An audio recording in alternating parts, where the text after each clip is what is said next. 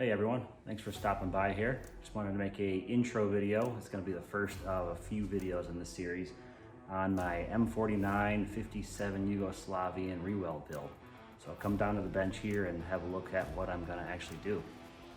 All right, we're going to go through the parts kit and take a look at what we received. When I got this kit, it was covered in cosmoline. So spent a few hours already decosmolining everything. It looks pretty good now. There's a little bit left in the nooks and crannies, but when we end up sandblasting for the bluing finish at the end, it'll get rid of all that. So we're going to go ahead and talk about a couple of these components here. Go through them all, some in depth, some not in depth.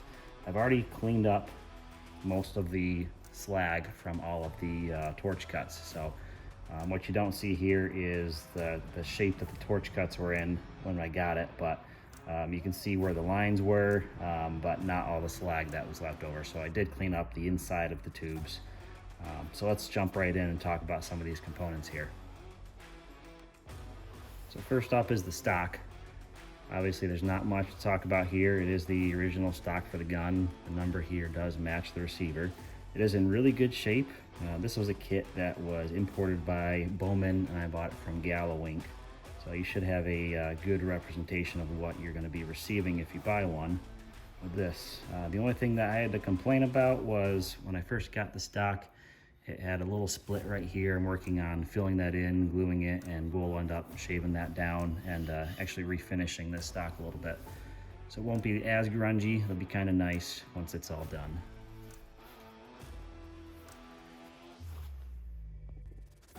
Next up, let's talk about the original barrel. Obviously, there's not much left to it. Here's one piece, number matching, unfortunately. Here's another piece, and the final piece is why we're actually going to be talking here. So this is the last piece of the barrel here. And when you get it, notice that it's reverse threaded. So I've already went ahead and ground down where they crimped and staked the barrel on to the front piece, because this is a quick change barrel. So what happens is when you have the full barrel in and the receiver, the barrel will slide in, rotate 90 degrees, and lock in on the front of the shroud here. So back to the barrel. Obviously not much we can do with this. If I had a lathe, I could sleeve this and use the back stub still, but we're not going to do that. I have a new barrel coming. So the front here, all you got to do is grind down where they staked the barrel on. Take note, it is reverse threaded. So when you're going to be removing this barrel stub, it is reverse threaded, okay? So don't try and thread it tighter and thinking you're trying to take it off.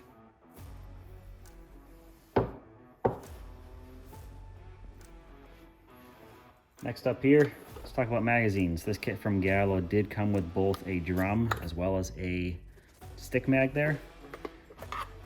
There's the inside of the drum there. This was covered in cosmoline. Took me quite a while to decosmoline this, but it's in good shape. As you can see. And same with the stick mag. This thing was drenched in cosmoline as well, but it did protect it. So I might actually re-blue this with the receiver because it is a little rough, but it is functional. Everything's nice and nice there. The lock up in the mag well for the stick is really nice and tight.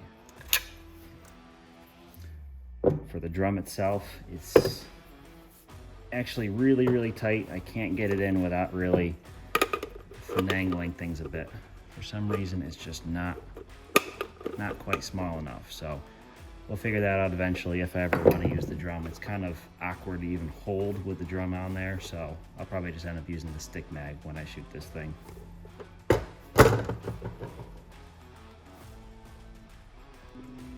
So next up, let's talk about the trigger housing. So it is a dual mode trigger housing. It does have a safety. So that is the full auto that we're going to disable. That is the semi-auto mode. So on full auto mode, it actually just pulls down on the striker release bar there, and that's all there is to it. So that's pretty similar to the obviously the PPSH 41, and similar to what happens on any open bolt really. You just let the bolt go and it just keeps on going. So when we convert this to closed bolt, it is going to be a striker setup. We'll talk about the bolt in pretty detail later, but for semi-auto mode there, you pull the trigger, that drops down. This bar here will get tripped by the bolt, and then once the bolt comes back, it'll reset in that notch there, and then you let up on the trigger and it resets everything. So it is the semi-auto striker release. The modifications to this, essentially we should strip this out, and the bar that's on the inside, that needs to be welded in position rearward here. So what we're end up doing is drilling 2 holes in the side here and welding that bar in position so you can't possibly move that into full auto mode anymore. So that'll completely disable the full auto functionality on this trigger group. The next thing we have to do here is notch the front here. So we'll put a denial in the front receiver piece there. So if you have a full auto group, you will not be able to put it in the gun. So it'll only be able to be used with this semi-auto fire control group from now on. So next up, we'll talk about the receiver pieces. There's not much going on here. Obviously it is torch cut. It is cleaned up. I did find some dimensional drawings online that I can share. If needed, just let me know.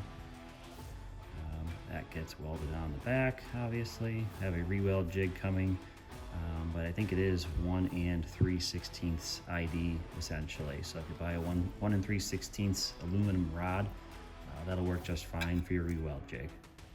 So again, not much going on here. These 2 pieces do have the existing crest. Looks nice. I typically don't clean up the outside of these cuts until I start welding, because the more you grind, the more you're gonna see it after you glue it. So I like to grind everything off as little as possible. So I'll do that after I weld, not before. So if I do that, I'll be grinding twice, and obviously the more you grind, the more you remove. So that's what I do to make everything look nice and original, so there's not any ripples in the finish once I'm done here. Again, it is cleaned up on the inside. Next up is the magwell piece. Not much here. You got the ejector right there. And something I was not expecting is this magwell housing is actually brazed to the tube. So that's why you have the gold material in there. Flip down mag release and front tube. So you can see the barrel lugs there. So it is a quick change barrel. Put the barrel in, rotate 90 degrees, it locks in on the front shroud, and it's in. So one thing I want to note here is how we're going to do the denial bar on mine. So what I plan on doing, more of a denial pin, but is put your bolt in all the way, drill through the existing hole there all the way through, and actually weld in a pin on the back side of here. It might actually be a little further back on the tube, just so it's easier to weld through. So I might actually do it right in that weld right there. And so when you have a full auto bolt, you won't be able to put the bolt in because there's going to be a pin welded on the inside of the receiver tube there. But we have to notch our semi-auto bolt to account for that pin, which we'll talk about the bolt a little bit more later. And the last 2 pieces, obviously the shroud, not much there to it, and the front barrel shroud. So this is where the quick change is. So essentially if your whole barrel is on there, put it in, rotate 90 degrees, and it locks in that tab right there. So that's how the barrel is quick change and locks in place.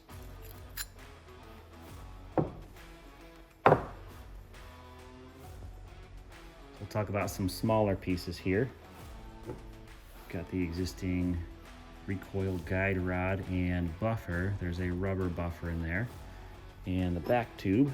So this is the device that locks on the tube on the back to keep everything contained inside. So I did take it apart so I can degrease it. There's not much to it. With my bolt design, I'm probably gonna have to chop this down a little bit. Not sure exactly where, but we'll figure that out when we get to that point. Last up is the existing recoil spring. So this recoil spring is still going to be used in part. It's not going to be used as the main recoil spring for the bolt anymore, but it will be used for the striker. So we'll talk about the bolt a little bit coming up right here next. So now we'll talk about the bolt. Here's the original full auto bolt. I did remove the extractor claw there. It's just held in by spring tension. Just pounded in the back there and it's in. I did remove the firing pin as well, but there's not much to it. It's just a chunk of metal. The recoil spring rides inside that pocket there. That's really it. Not much to it. So what our plan here is, obviously we need to cut the groove for the denial bar on the mill here in the garage. So I'll cut that at 3/8 of an inch all the way back to here, and that'll prevent a full auto bolt from being placed into the existing receiver, but the semi-auto bolt will fit. So here's a look at the firing pin once it was removed. And it's just held in by a cross pin that goes through the bolt. And that's really all that holds that in, but I plan on using this same as I do with my PPS 43 conversion. I'll turn this down and have a sleeve pressed into the front of the bolt there.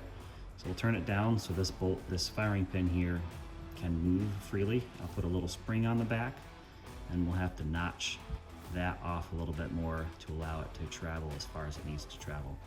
So that'll be inside the front of the bolt here. So we'll have a sleeve pressed into the front there, front and pressed in and pinned actually. Behind it there'll be the spring, keeping the firing pin backward when it's not being hit with a striker. And we'll actually have to drill through the bolt, but the bolt is only about this deep, so it's a lot easier to drill, I'm guessing, than the PPS 43 bolts, because it's only about 2.5 inches, 2.75 inches ish to get through the entire bolt versus about 5 3/4 inches for the PPS 43 bolts. So a lot less setup goes into that. For the PPS 43 bolts, I have to drill through with 3 different drill bits, 3 different stages. With this, I think it's just going to be a one stage and done. But that said, it is going to be drilled out to a couple different diameters, and we'll talk about that in a little bit when we'll talk about the diagram I have. So here's the diagram. I spent about a few hours brainstorming. So obviously we drill through the back here. It's kind of, sort of to scale, not really. So we'll drill for 3/16 bushing, so we'll only drill about, maybe 1/2 inch deep here at 3/16. This through bore here will be a number 21 because it's the drill bit that is the tightest on the existing hole, and that helps align the drill bit to drill straight through the bolt and not get crooked.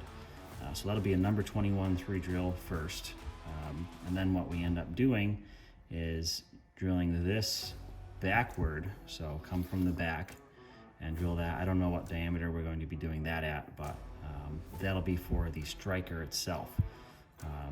So the striker itself down here is a 5/8 inch slug, which fits in the back of the existing bolt. So the bore is just a touch over 5/8, so it allows a 5/8 slug to travel nice and free through the back of that bolt. And what we have on the front here is a 0.19 inch hardened steel striker rod that will go up and strike the existing firing pin. So I don't know the length on that yet. I think it's going to be around 1.8 inches, but we'll tweak it when we get there. On the back of that striker slug is a 3/8 piece of key stock. So it's 3/8 inch wide, 1/4 inch deep.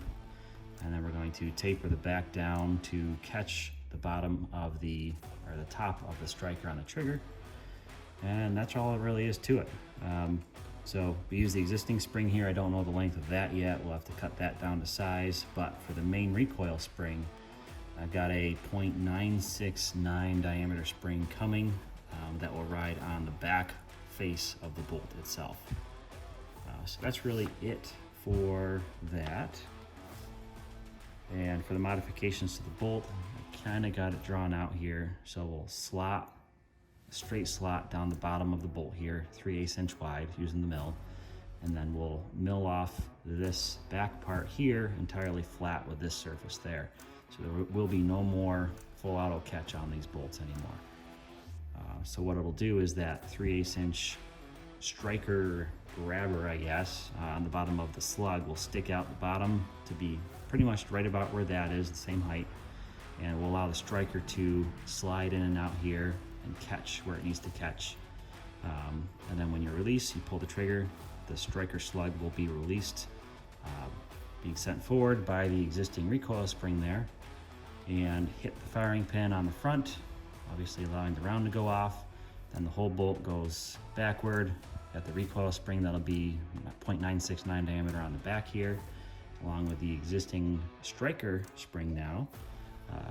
That'll reset, and once the bolt gets all the way back, it'll be sent forward, so the entire bolt will go forward, but the striker will stay back. Actually, the striker will stay back. It's not going to be all the way back here. So when the bolt goes forward, the bolt will go all the way into battery, catch around, and the striker will stay back here until you pull the trigger.